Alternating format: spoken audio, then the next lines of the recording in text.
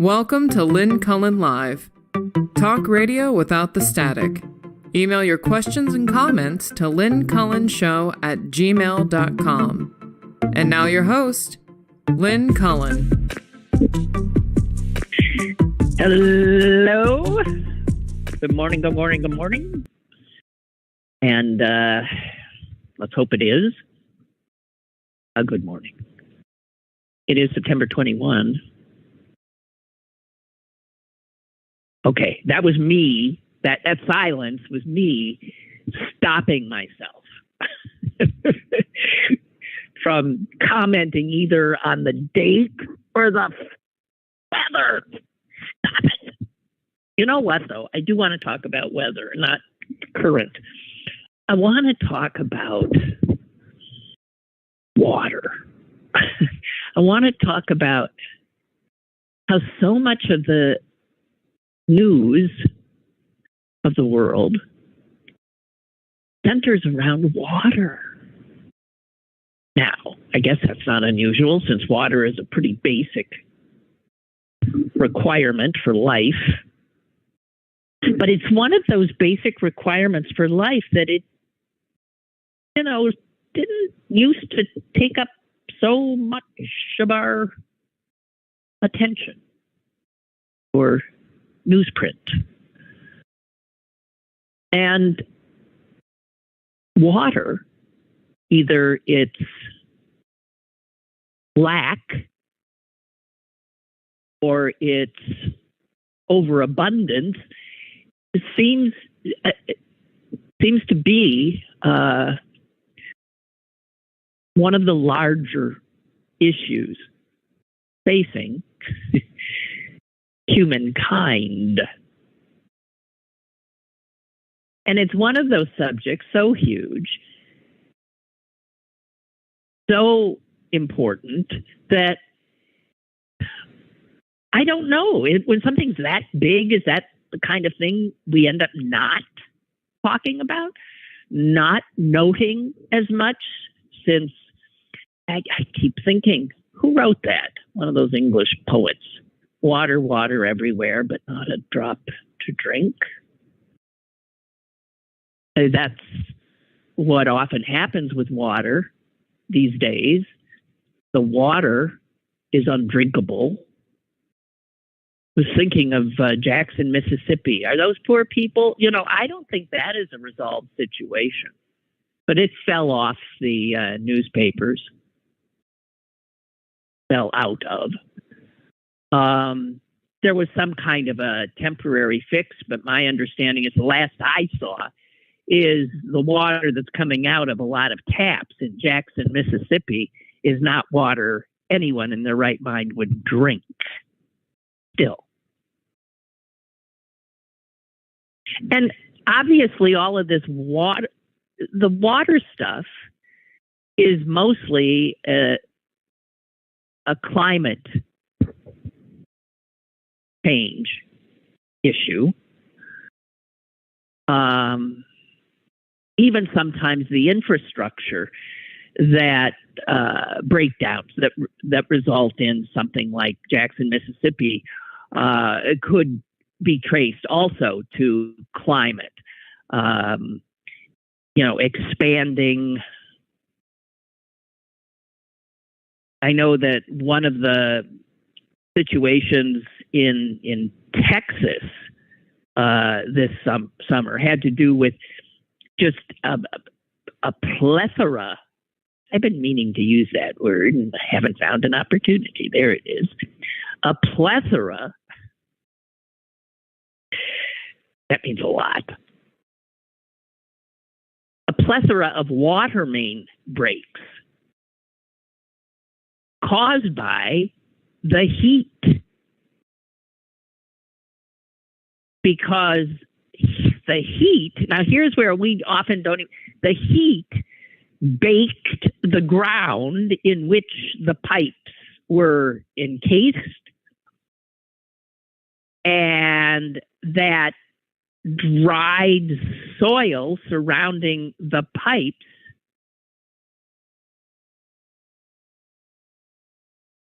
shifted the pipes, causing breaks. So even though a water main break by itself might seem an infrastructure issue, it too could have been a result of the new norm of our weather, which means there is no norm anymore in our weather, right? But if you start thinking about this and if you start noting it and paying attention, it becomes obvious that this is a huge, huge issue. Rivers drying up. Huge rivers drying up. Rivers that are, well, the source of water for millions of people.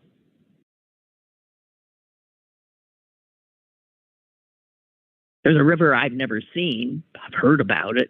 It's huge. The Yangtze. That's in China. It's a mighty river, or was a mighty river.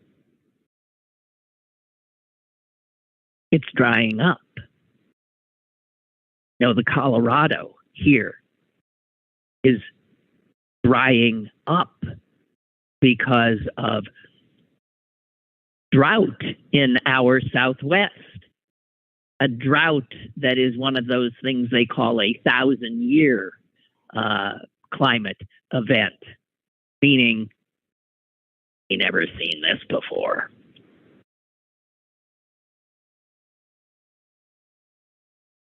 And there are 7 southwestern states that are dependent on the Colorado. And you not only have these 1,000-year droughts, you have 1,000-year floods, right? This year alone, there have been 1,000-year floods. Never seen this before in Kentucky, where the Kentucky one, if you'll recall, just destroyed a whole bunch of infrastructure there. Dallas had a 1,000-year flood. You can't even remember them. Speaking of floods, and I don't know that I mentioned it. Pakistan, for God's sake. Yeah, it's Pakistan. Who cares? We got our own problems. My God, a third of that country,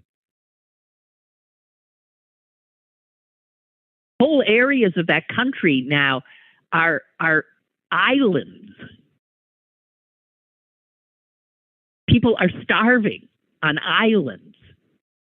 Didn't used to be islands.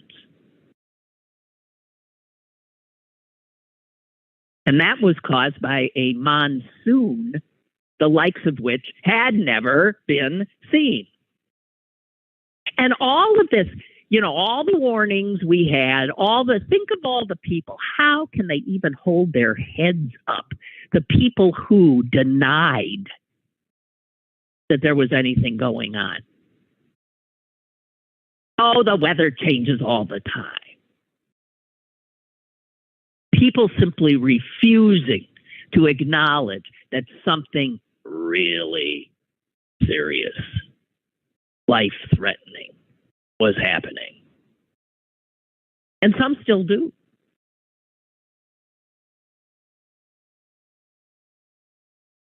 I still get these catalogs. I don't know why I get them, because since I've never bought anything from them, advertising these. I love looking at the pictures. These river cruises that you can take in Europe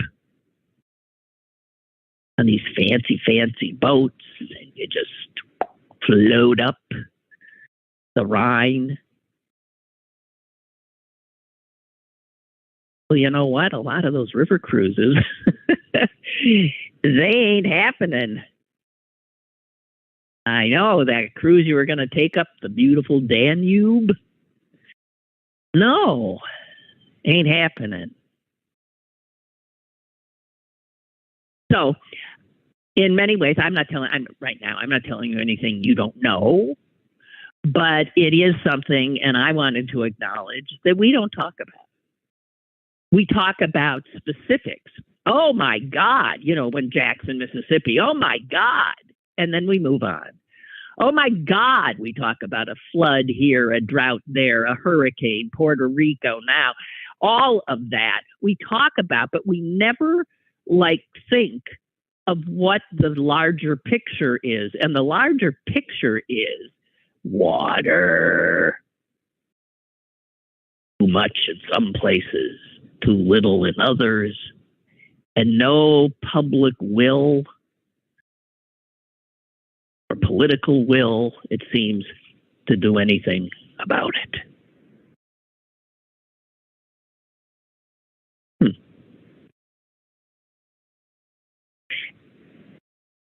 And I read some time ago and found it fascinating and meant to share it with you and then just forgot.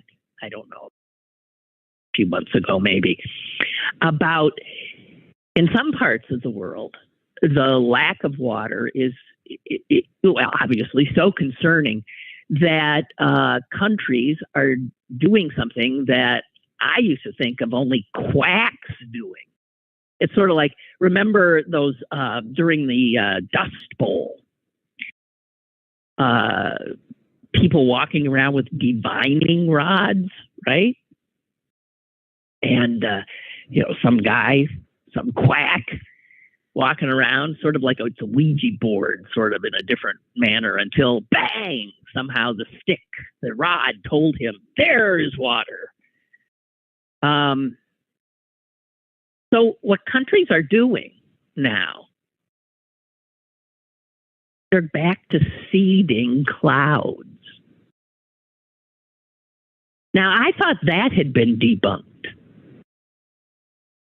And some would argue it has. But the desperation of some countries has made them start looking again at seeding clouds.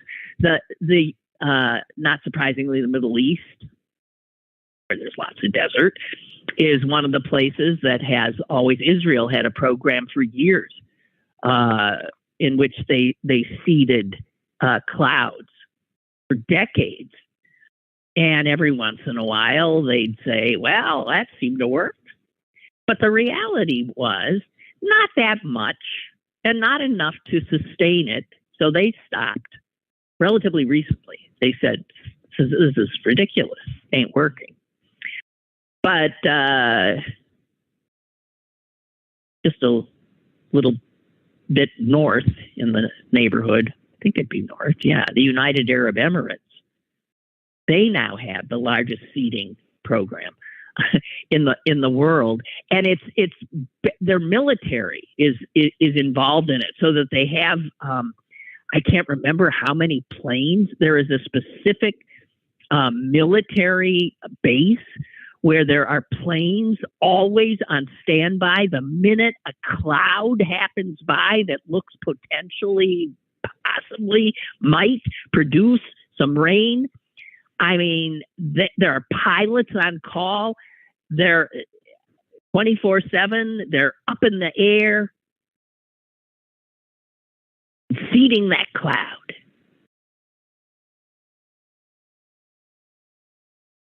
And it's all probably nonsense. They say, so we seed a cloud, and sometimes there's a little rain that comes out of the cloud, but we don't know if we, by seeding it, caused it, or if it would have rained anyway. And do you know where cloud seeding, General Electric in 1947 had a military contract to find a way, this is so odd, to de-ice airplanes in cold weather. and create fog that would obscure the movement of troops.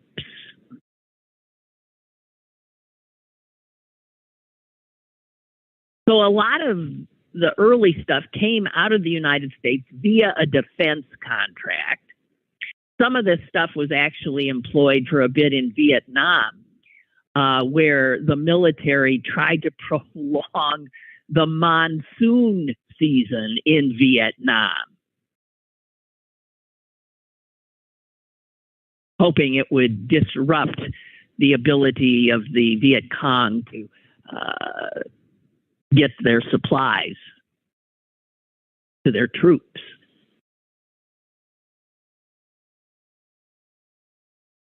But water everywhere. Not really. Anyway, I was looking at something else. I just want to add this, that when we look at our infrastructure, which has to do with water, sewers, all those pipes underground, we know that that is a disaster in the wings. And what happened in Jackson, Mississippi is likely going to happen in lots of places because of our refusal again in the United States to prioritize basic upkeep. You know, the unsexy stuff. It's sort of like if you have a home, you quickly find out that, man, you know, that you end up spending money on stuff that no one will see. It's just to keep the place from falling apart or something. That unsexy stuff, but if left unattended, can create a situation requiring a hell of a lot more money. So engineers looking at our infrastructure are saying that, here's where these two come together, that the climate crisis and the climate changing as fast as it is now is outstripping our ability, even if we were paying attention, to change our infrastructure to handle coming.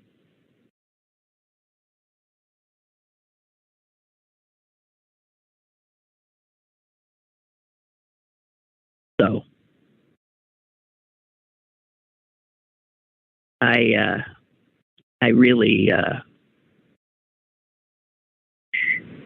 I just want you to know that these stories are going to continue being the stories that we report on and then forget about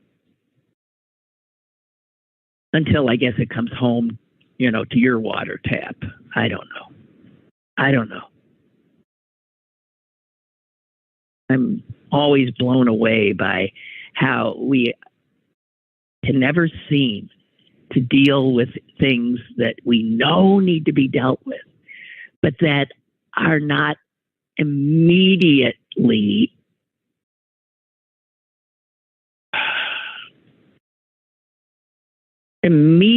in our purview.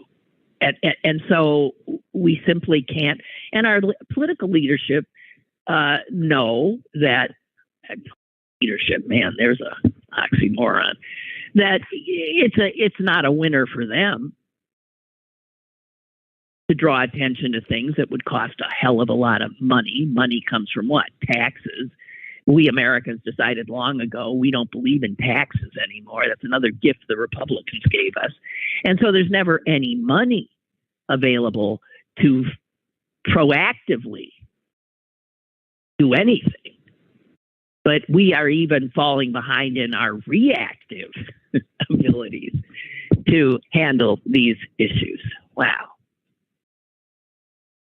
So, just want to say. And there was also just one other thing that just, again, government.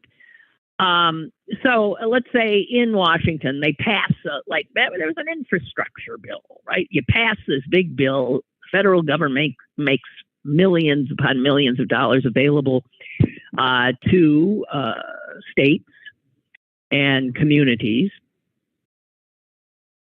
But here's something most people don't know. How does that money get doled out? Well, it has to be applied for. So large cities that have, or not necessarily even large, cities that have the funds often have on staff people whose sole job is to go after money that's out there. These would be the grant writers. And here's the thing. Poorer cities, Jackson, Mississippi, poorer cities often don't have the resources to have those kinds of people to write the grants. They end up relying on the states in which they sit to do that for them and to then let money trickle down. But we know what happened in Mississippi. Mississippi is a state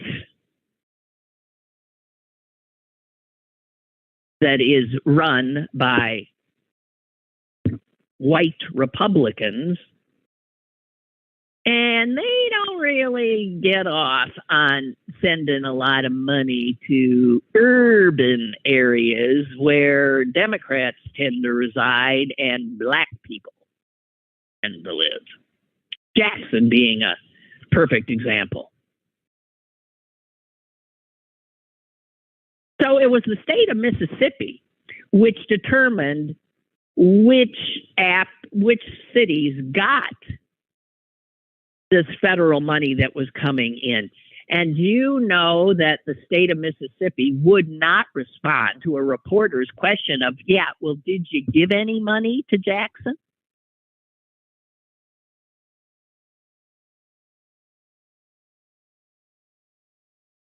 The money is in the hands of the state legislature.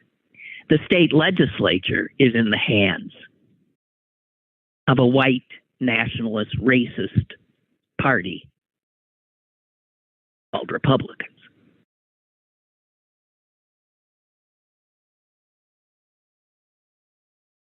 And speaking of how once money is made available to help people and how it gets doled out, we see the story today about the Justice Department indicting 47 people. Boy, talk about a tip of an iceberg. 47 people charged with making off with $240 million, $250 million intended to feed hungry children during the pandemic.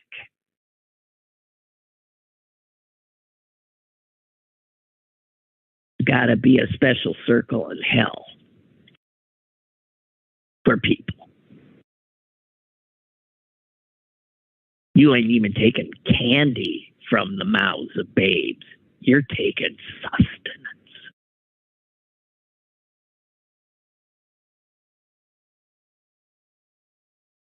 But this is what happens. And I cannot even begin to imagine how many others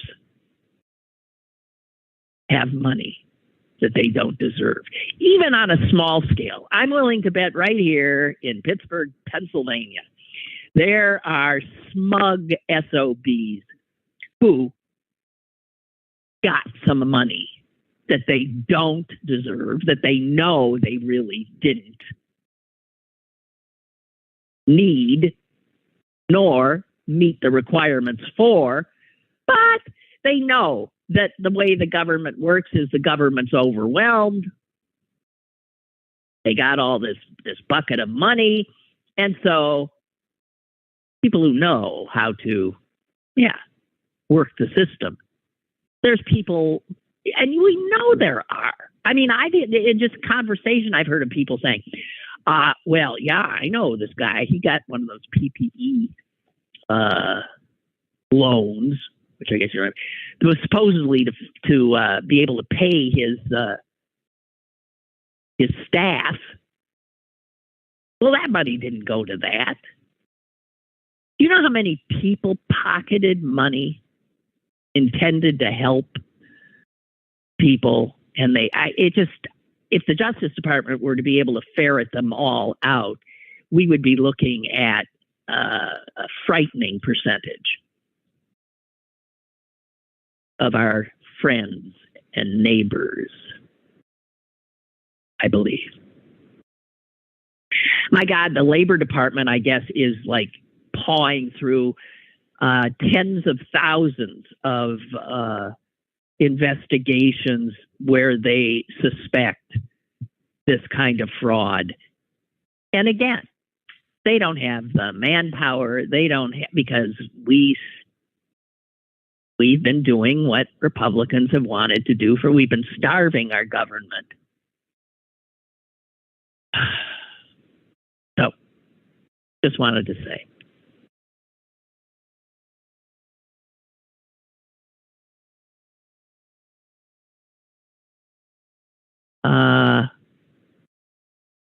I have an email here. Congratulations, I've been nominated. I wonder for what? Should I click on it, or will my life fall apart if I do? I've been nominated for Who's Who. I thought I already was in Who's Who.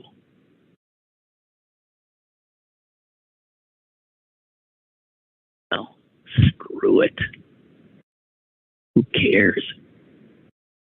Hey, Ed, thank you for this. It's one of the few laughs I've had today. The guy who heads the company Beyond Meat, that's like, what, they make veggie burgers and stuff like that. Beyond Meat. He was involved in a road rage incident. Now, I don't know anything about it. I just got a headline that Ed sent me. But so the head of Beyond Meat was, I don't know if he was the perpetrator or the victim, or if they both were perps. I don't know. There's a lot of rage out there on the roads. And he was involved in one of these road rage incidents. And the headline I'm seeing here says he is accused of biting the other guy's nose. Just saying. Ed thought this was worthy of attention because of the irony of a guy who made a substantial amount of money selling vegetarian products. When push came to shove, maybe literally, he bit into flesh. That's what he did. Well, allegedly. Who knows? Just saying. You never know.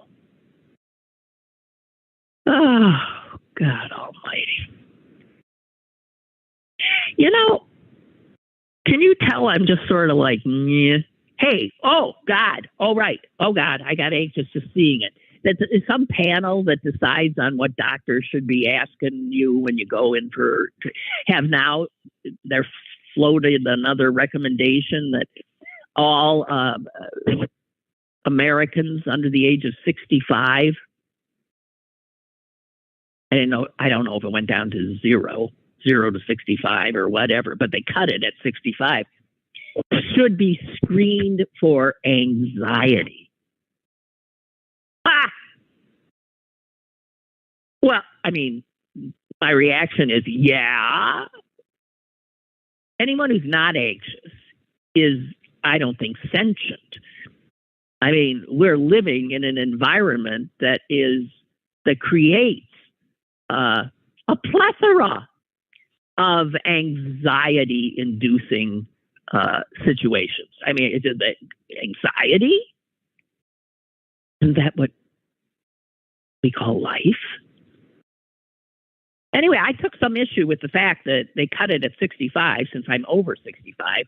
So if I go to the doctor's not going to say, and are you feeling anxious?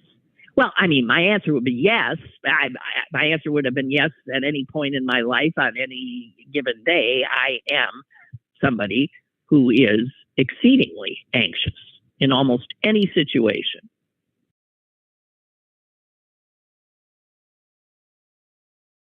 So I saw that some doctors said, why are we doing this? Because anxiety is, first of all, the assumption is that a ton of people will, in fact, be found to be anxious. So then what do we do? That's what the doctor said. We have a mental health situation in this country where, I mean, people dealing with a lot more than anxiety can't get care. So why create more people who are said to need some kind of mental health fix? We don't have the health system to deal with it. Oh, I know what we got. We got pills. Now, it could be that this whole thing is brought to you by, like, Xanax. Because maybe what will end up happening is if you say to your doctor, hey, I'm anxious, you'll get some Xanax. So I don't know. But to me, anxiety is just evidence of life. Let's be honest. And it turns out, I dug a little and found out why they cut it off at 65.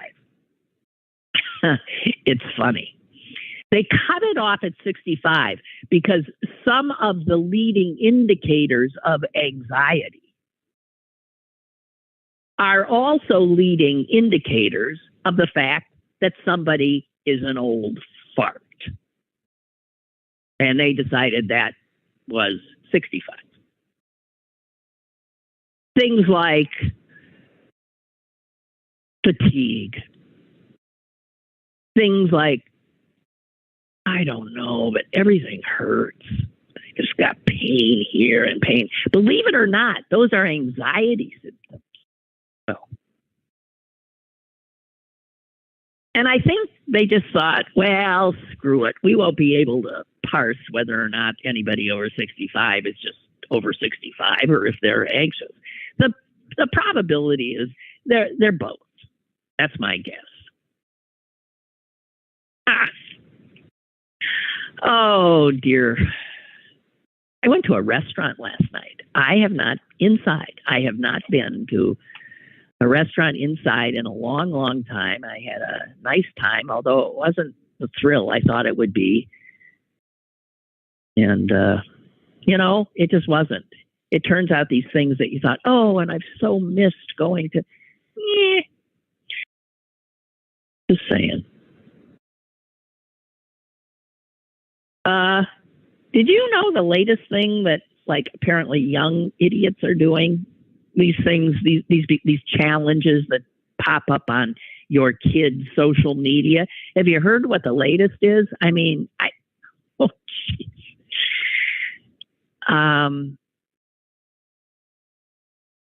And always this is to get high. I mean, when kids get into this kind of craziness, I once did something like this.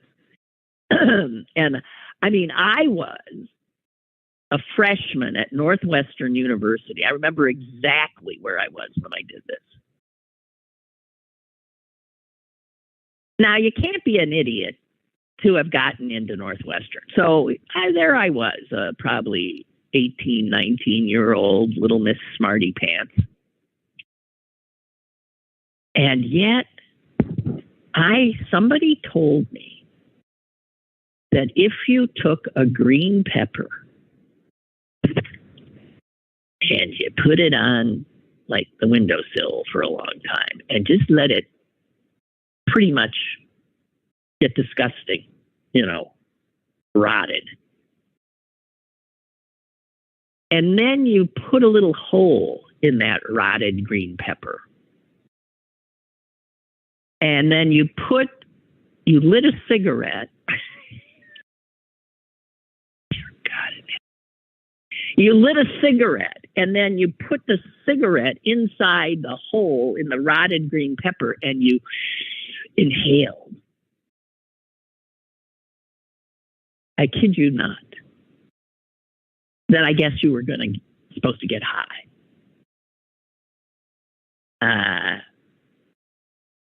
Let's just say I didn't. Let's just say that young people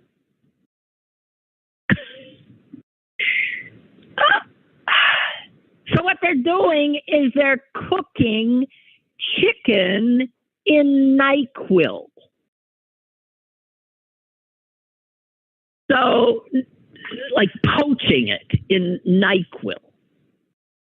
So you heat up a pot of NyQuil and you throw some chicken in. And then I guess you eat the chicken. And I don't know what's supposed to happen, but here's my guess. You're going to get high. Going to get sick. Rotten green peppers. NyQuil chicken. The creativity and stupidity of youth knows no bounds.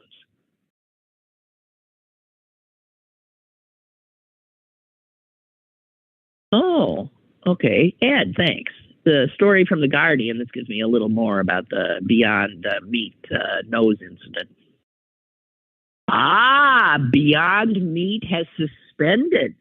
Well, they're just saying it's the COO. The chief operating officer, one Doug Ramsey, has been suspended, charged with felony battery and making terroristic threats after a fracas. There's a word. Don't hear that word much. Is it fracas or fracas? After a set to, a melee, fisticuffs, a fracas outside a football game. Well, then that's not a road rage, in which he's accused of biting a man's nose. Oh, it happened in a parking garage. So yes, cars were involved in a way, but it was parking garage rage. Well, thank you for that update, Ed. These are important stories, and we want to stay ahead of them. Hey, here's one about a local girl made good. Graduated from Norwin High School back in the 90s. And God help her. God help her, as she's been nominated by the President of the United States to a very, sometimes you get, but this one requires Senate approval. She's been nominated to a post. I'll give you her name. Her name is Colleen Shogan. And Colleen, who we can lay claim to, since she graduated from Norwin, must have proud family around here. She's got appointed to a post that, normally is the kind of post that, come on, it's not controversial. These posts are not controversial. They get the person who gets nominated gets confirmed and they go to work.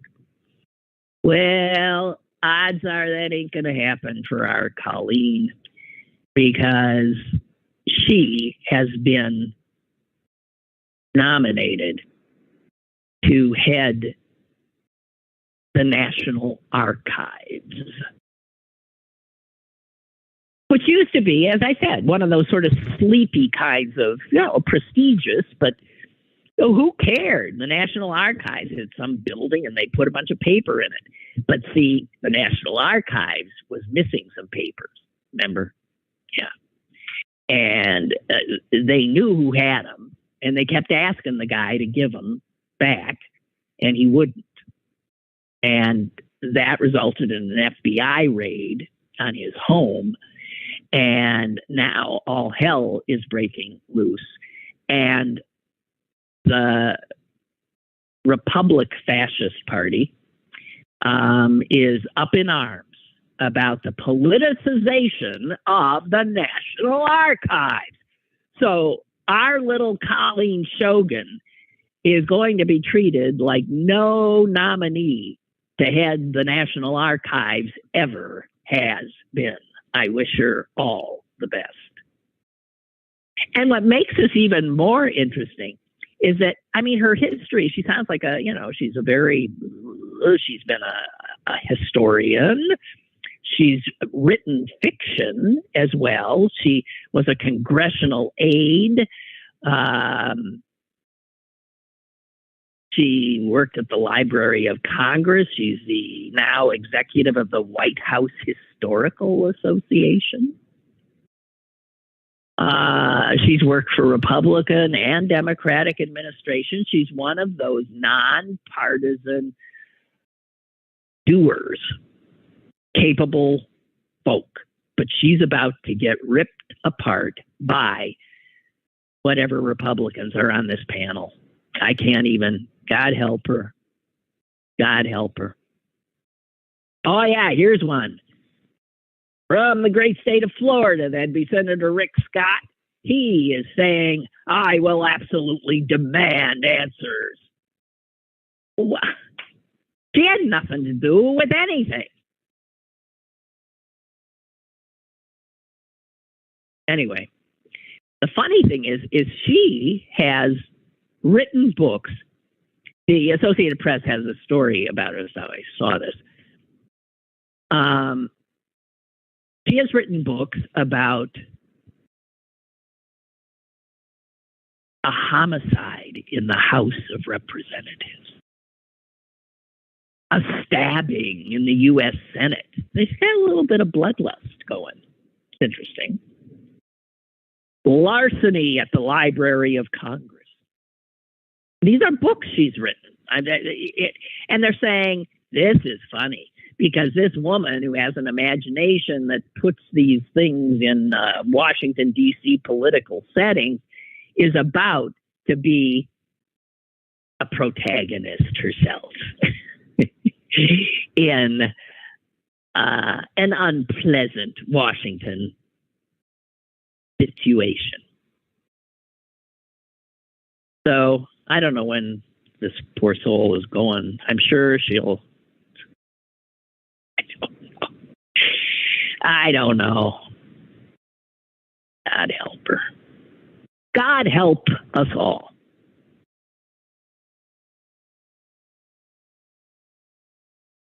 Oh, I've been remiss. I was asked to do this, and I've been remiss. And it is to make sure you know that you're invited to the Best of Pittsburgh party that the city paper hosts. It's our first big in-person party. You know, as I said, I was at a restaurant last night. I'm going to an opening tonight. I'm going to a play on Sunday. I'm going to a concert in a few weeks. I am out and about. And, you know, the hell knows. I'm one of those people. The president told me it was over. I'm out. And what I'm factoring, risks. And I've decided that if I get COVID, I'll survive it. That's what I've decided. So, the Best of Pittsburgh party is back, and it's a lot of fun.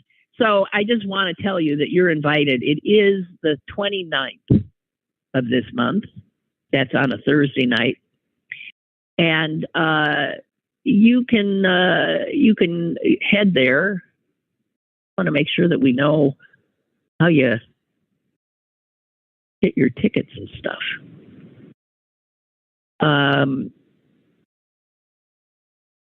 That's something I should be telling you.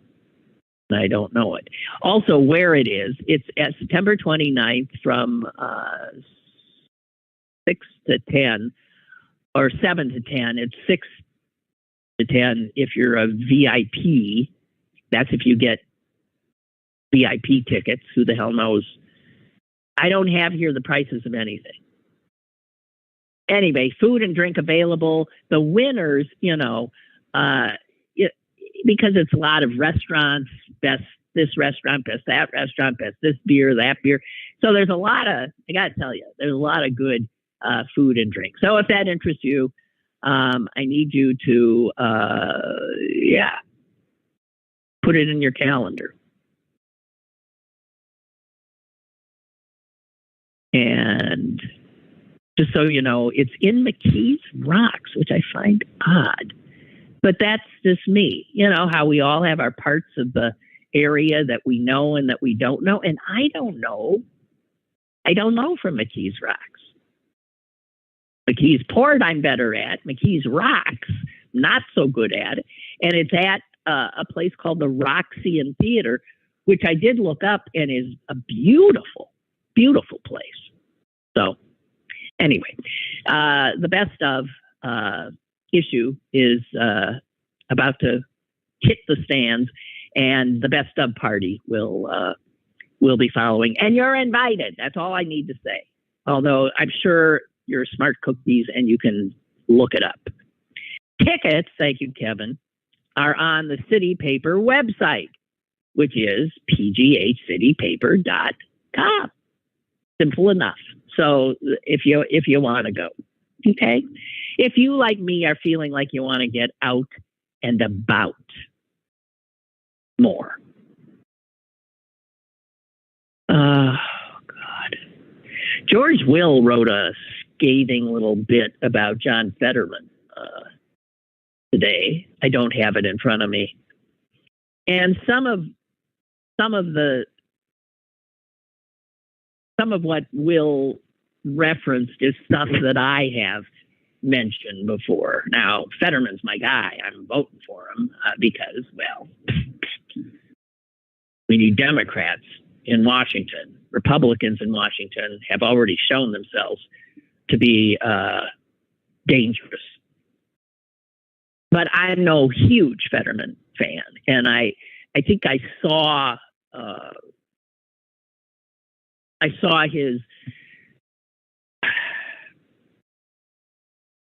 his branding, the shorts, the hoodies, the whole standing. I mean, he'd stand out in a crowd if he were wearing what everybody else was wearing. I mean, because he's like 7 feet tall. Okay, he's a big guy, and he's sort of scary looking. He's got that fierce, bald head, and but anyway, if you're interested, check out Will on him. And he seems to suggest that Oz, and I've seen this as well, that Oz is making up some distance in this race. So, yeah. I don't know.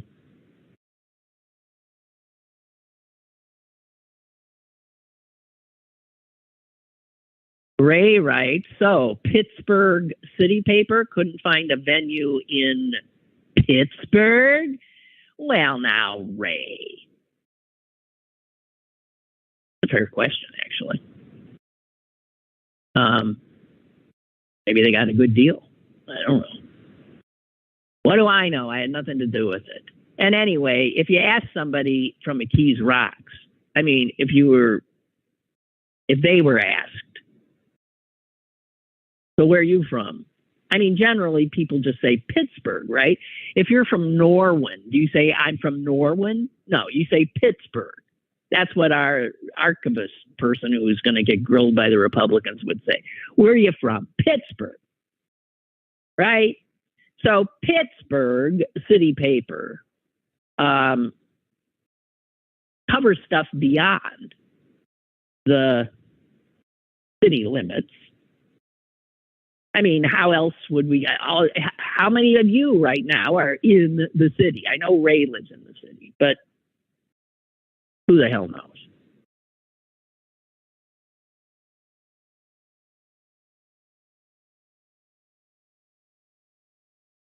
Okay. Susie has sent me an obit, and it says my thing says I can't open it. So I'm sorry. This is for Temujin Ekunfio. Jeez, I have no idea how to pronounce this person's name, but Susan is telling me he was a well-known storyteller that traveled the country, and I guess she'd seen him. He's done Pittsburgh Renaissance Festival. I don't know, but he ain't doing any more festivals, huh? I'm sorry, I can't get it. I can't get that obit. Every time I click on something now, this thing comes up that says, be afraid, be very afraid. We cannot verify that this, I am just, through it. Okay. What do I got here? Speaking of Republicans, and where did I see the numbers of Republican candidates that are running in substantial races, like for governor or for senator? 60% of all Americans who vote in this midterm election will be voting in a contest where one of the candidates denies that Joe Biden is the rightful president of the country. So somebody actually surveyed all the Republicans who are running and asked them, the election, is it oh, hi, little guy. There's the chipmunk. Are you the guy who peed and pooped in my house? I think you look familiar. He ran. Okay. Here's what's frightening. There are 199 Republicans for these who are running who fully deny the legitimacy of the Biden presidency. And they're running for like the Senate and for governor of this state and that state. And guess what? And lieutenant governor and yada, yada, yada, yada, yada. And guess what? Some of them are running in elections in which they're absolutely slam dunk going to win. Says here 118 are all but guaranteed to win. So we will have a government that is infiltrated by people who are intent on destroying it. And they'd all be Republicans, guys. Incredible.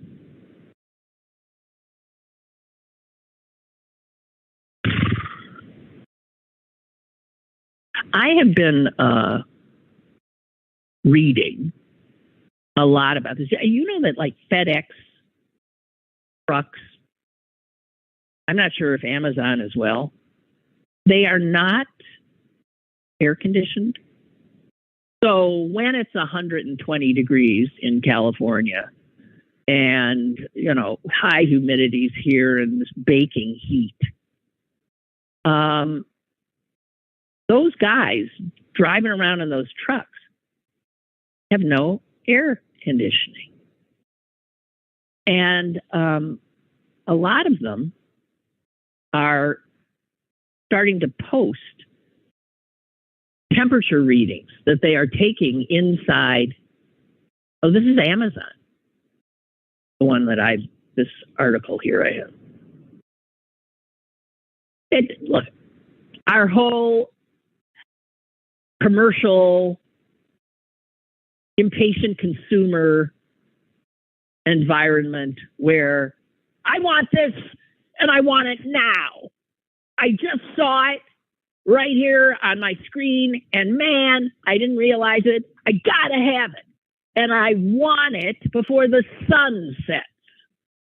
Well, so there's this army of folks now who have these awful jobs, working in warehouses and getting that thing that you have to have right now to you. So you can marvel at the supply chain. But I don't know if you're seeing these stories. Amazon workers are sharing temperature readings inside their vans of over 120 degrees. These are the same people that are being monitored every second and are under such pressure. You want anxiety? Go work for Amazon. Are under so much pressure to meet whatever metrics they're supposed to meet. Otherwise, they could lose their jobs. That they're afraid to take a break, even though they're vomiting from their trucks from heat, from the heat. The conditions under which so many Americans now labor are inhumane, but it's all to feed this impatience that we have all been trained to feel.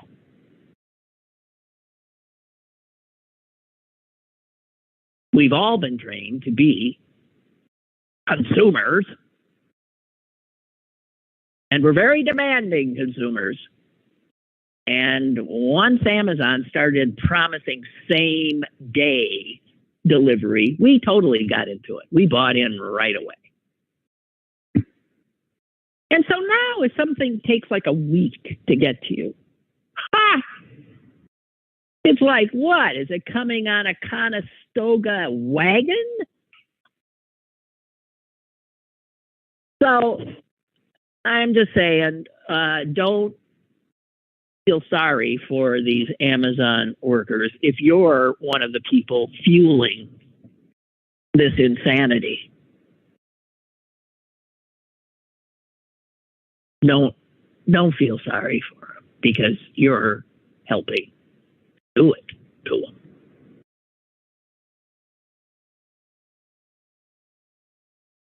It's ugly.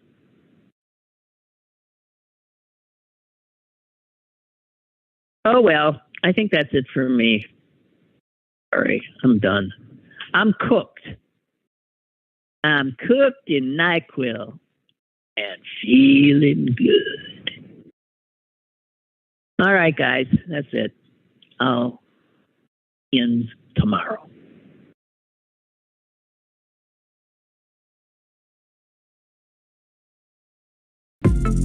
Lynn Cullen Live, Monday through Thursday from 10 a.m. to 11 a.m. and archived at pghcitypaper.com. The opinions expressed on Lynn Cullen Live are those of the host and do not necessarily reflect the viewpoints of Pittsburgh City Paper or its advertisers.